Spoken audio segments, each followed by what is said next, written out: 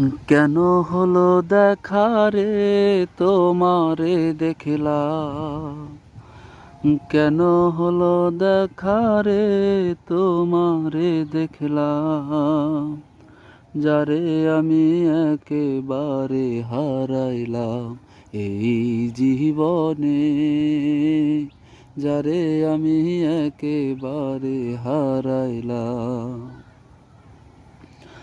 কোন মুখে দাঁড়াইয়া বলবো এই মনের কথা, কথা শুনে তুমি যদি পাও গো ব্যথা।